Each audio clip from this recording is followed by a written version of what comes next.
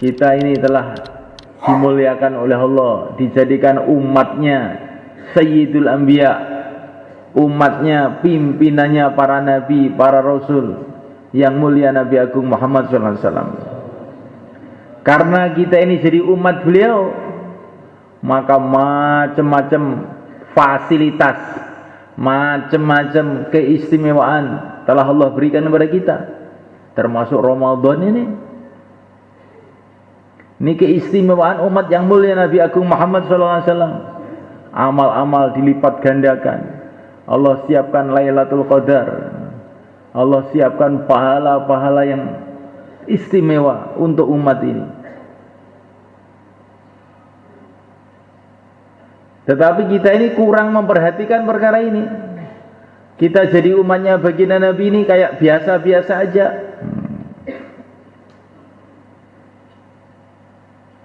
Kalau kita diangkat jadi umatnya pegawai negeri, setiap bulan dapat 5 juta, kita gembira, sembelih kambing, selamatan, karena jadi umatnya pegawai negeri. Jadi umatnya Astra, perusahaan mobil Jepang, gembira. Jadi umatnya apa lagi?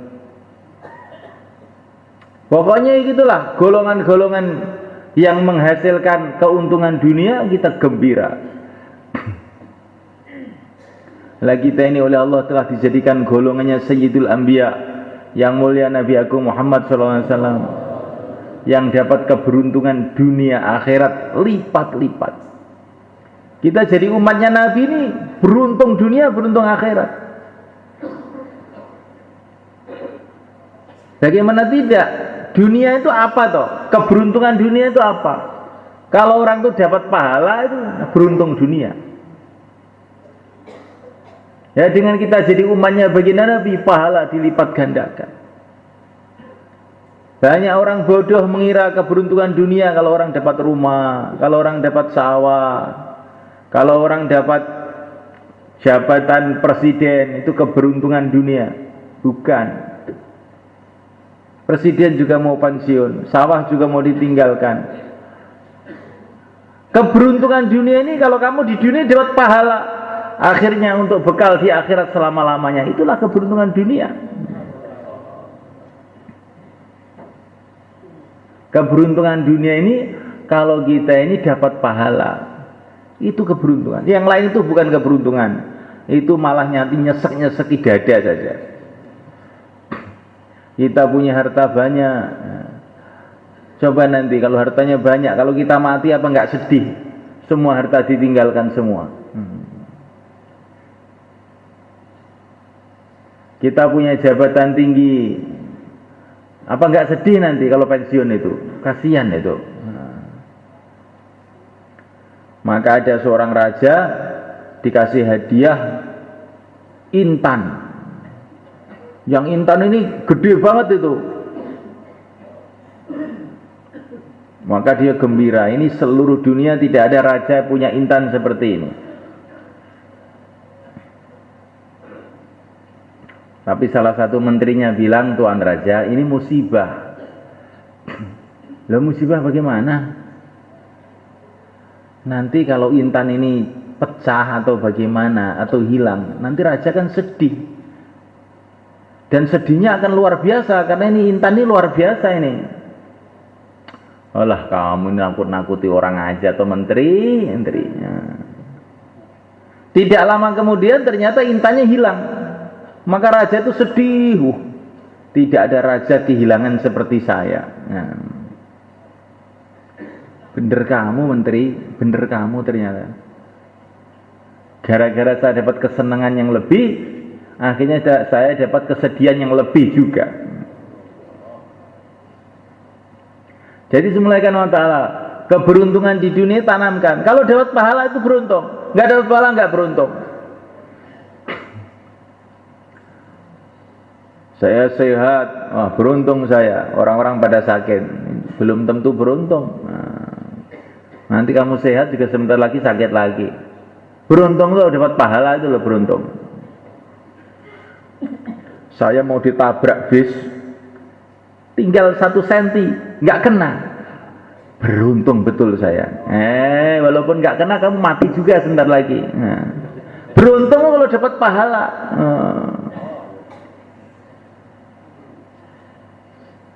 Jadi semulaikan Allah Ta'ala, maka kita luruskan iman kita kepada Allah dan iman kita pada Rasul. Keberuntungan itu adalah pahala, dan tidak ada pahala kecuali dalam mengikuti jejak Rasulullah SAW. Kita hidupkan sunnah-sunnahnya, kita teruskan perjuangannya, kita senantiasa berselawat kepadanya. Itulah namanya tobat. Karena keteledoran kita menjadi umatnya yang mulia Nabi Agung Muhammad SAW. Ibaratnya orang dunia itu kita diangkat jadi presiden, kemudian nggak mau kerja, malah di warungnya Pak Bari aja tiap hari, minum kopi. Kamu itu sudah diangkat presiden, di sini aja, nggak kerja di kantor, nggak ke istana. Males, sudah biasa begini Pak. Loh, nanti kamu dipermasalahkan loh sama DPR, nanti dihukum kamu. Alah, malas, enakan tuh duduk sini minum kopi, enak. Akhirnya dipermasalahkan betul, masuk penjara. Lah kita ini diangkat oleh Allah lebih dari presiden. Jadi umatnya Rasulullah SAW itu lebih dari presiden. Presiden gajinya berapa? Sehari gajinya ada 1 triliun? Nggak ada. Paling 100 juta, 200 juta. Kalau nggak korupsi loh itu, tapi kalau korupsi nanti juga ada urusannya juga. Umatnya Rasulullah sebagai petang di jalan Allah lebih mahal dari dunia seisinya. Gajinya. Itu baru dakwahnya, belum sholatnya. 2 rakaat lebih mahal dari dunia seisinya. Sekali tasbih lebih mahal dari dunia seisinya. Lah kok malah dia gelek ngantuk nang warungnya Pak Pegon. Bagaimana itu? Njaluk dihukum wong kaya ngono kuwi. Jadi semulaikan Allah Ta'ala, dan kita bertobat semulaikan Allah Ta'ala yang berkaitan dengan iman kita kepada negeri akhirat.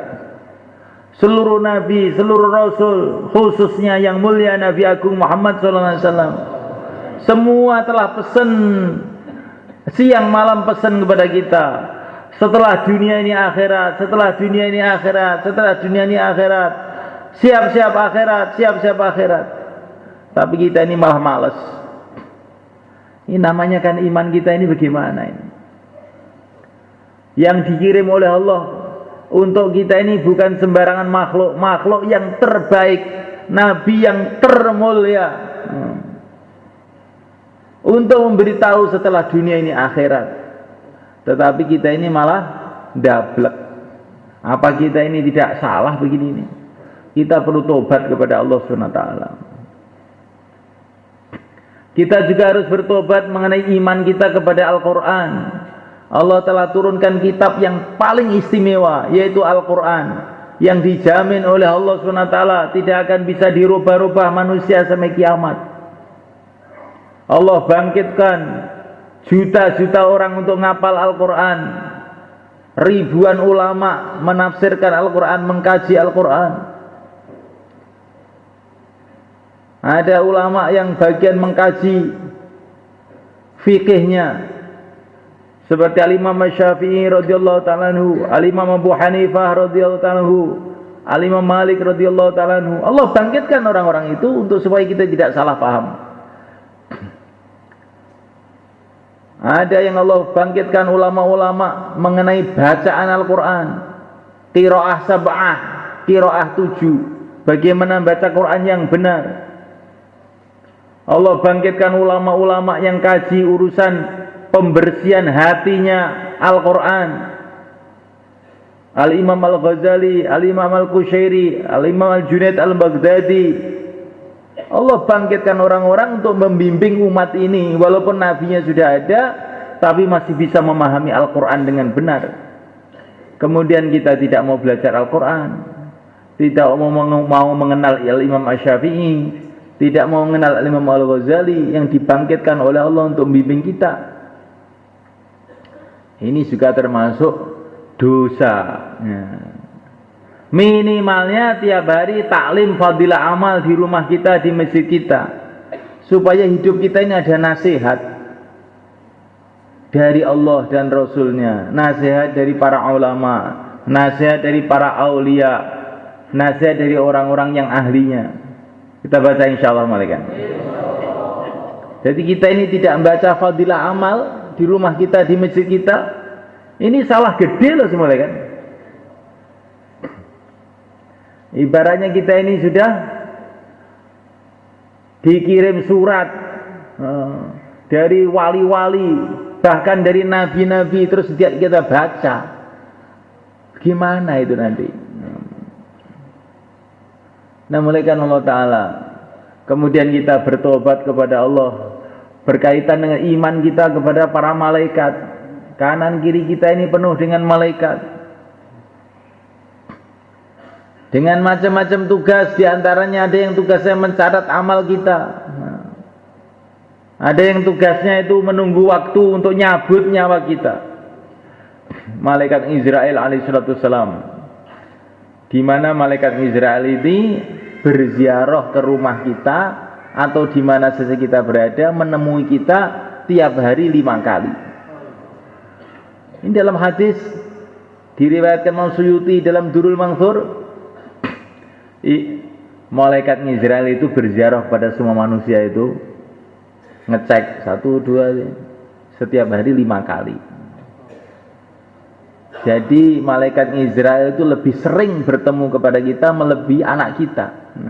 Anak kita kadang-kadang sehari paling ketemu 1 kali 2 kali, karena sekolah, karena mondok, kadang setahun baru ketemu sekali. Istri pun ketemu beberapa kali. Kita ke sawah, kita ke ladang. Malaikat Israel itu paling sergap ketemu kita tiap hari 5 kali. Maka nanti kalau beliau datang menyambut nyawa kita, kita mau berteriak, kok mendadak sekali nggak kasih tahu? Oh, saya tiap hari ke rumah kamu 5 kali.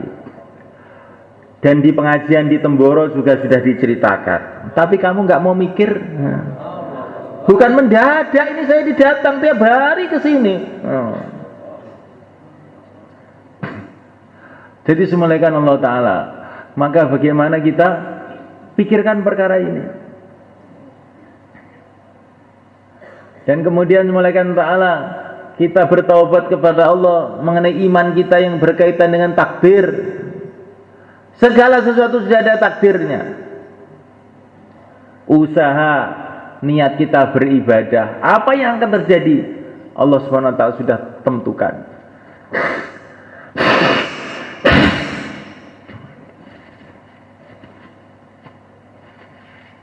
Kita matinya di mana, sakitnya di mana, rizkinya berapa, semua sudah Allah tulis, sudah ditentukan oleh Allah.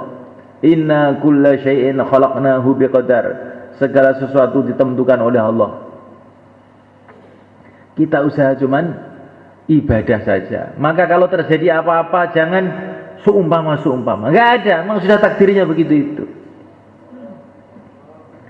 Ista'in billahi wa la ta'jiz.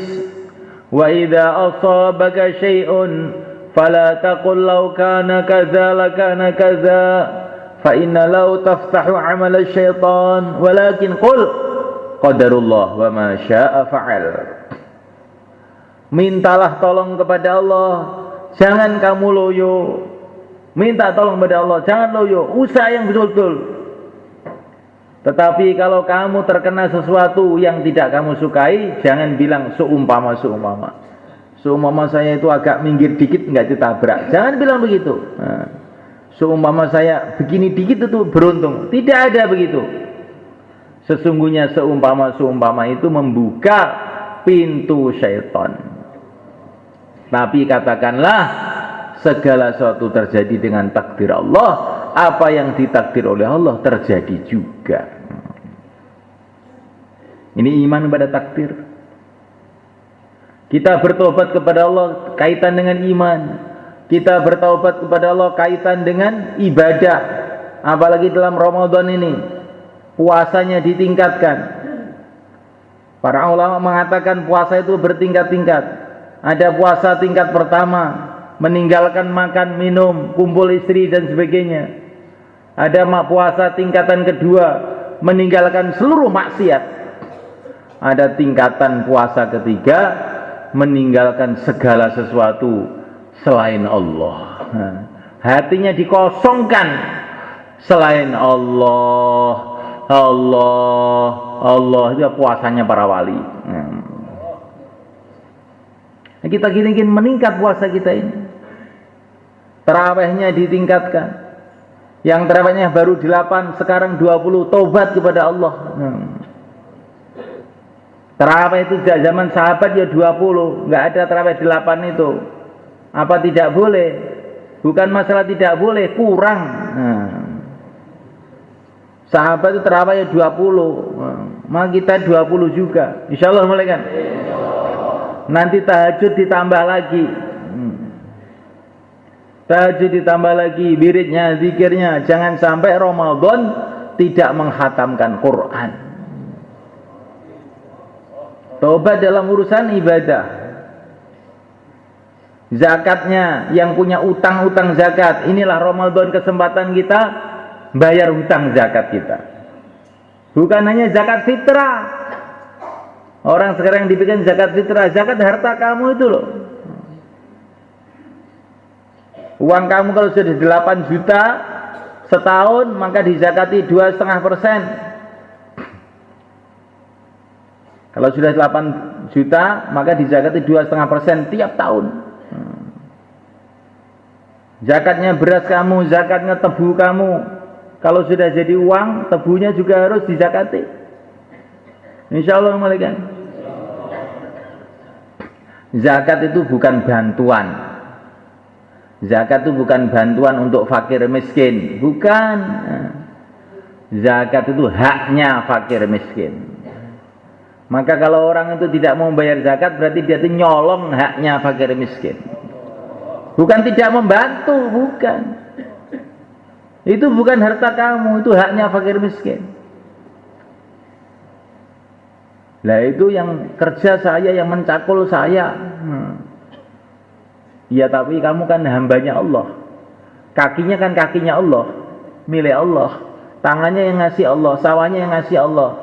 Kamu dikasih 90%, yang 10% untuk fakir miskin. Kok masih ngomel kamu? Tak pentung dasmu kok.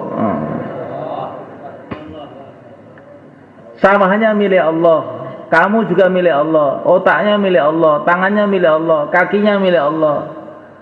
Airnya milik Allah. Yang 90% kamu ambil, yang 10% untuk fakir miskin. Masih ngomel. Imanmu di mana itu? La ilaha illallah. Nah, malaikat Allah Ta'ala, kita bertobat urusan semua. Bertaubat. Terutama ini taubat yang penting lagi dalam Ramadan ini, bertaubat yang kaitan dengan perjuangan. Karena perjuangan ini adalah perintah Allah. Dakwah ini perintah Allah. Ngajak orang kepada kebaikan ini perintah Allah. Sunnah Rasulullah. Tetapi kebanyakan umat Islam telah melupakan kewajiban ini. Maka dalam Ramadan kita tobat urusan ini. Dulu para sahabat ini bukan nabi, bukan rasul, tapi semua dakwah semua. Kuntum khaira ummatin ukhrijat linnas ta'muruna bil ma'rufi wa tanhauna 'anil munkar wa tu'minuna billah. Kamu ini sebaik-baiknya umat, maksudnya adalah para sahabat. Sahabat itu sebaik-baiknya umat. Laki-lakinya, wanitanya, anak-anaknya, ulamanya, santrinya, mu'alafnya. Kamu ini sebaik-baiknya umat. Kenapa? ta'muruna bil ma'ruf wa tanhauna 'anil munkar, menyuruh kepada kebaikan dan melarang dari kemungkaran. Maka dakwah ini kewajiban umat, bukan kewajibannya kiai, hanya kewajibannya ustadz, hanya kewajibannya orang India, orang Pakistan, bukan, kewajiban seluruh umat. Maka kita harus menyiapkan waktu untuk dakwah. Insyaallah malaikat. Al-Imam Asy-Syafi'i malaikat dalam kitab Masyari'ul Aswaq karangnya Ibnu Nahas. Al-Imam Asy-Syafi'i itu memberi fatwa, orang itu tiap tahun harus ada keluarnya untuk dakwah. Itu dalam kitab-kitab fikih, Fathul Qorib, Fathul Mu'in itu enggak ada, saya lihat itu. Ternyata itu pikir tiap tahun keluar itu bukan hanya Syekh Muhammad Ilyas, Imam Syafi'i pun juga sudah memberi fatwa. Cuman karena umat ini nggak memperhatikan, yang diperhatikan namanya duit tok, nah, nggak diperhatikan itu. Kita harus menyiapkan tiap tahun waktu untuk keluar. Insya Allah kita niat semuanya. Lah Ramadan inilah kesempatan paling istimewa sebenarnya. Karena dalam Ramadan ini pahala dilipat gandakan. Kalau kita keluar waktu Ramadan seperti 70 kali keluar. Maka yang mau keluar 4 bulan, 40 hari Ramadan ini silakan berdiri ke depan.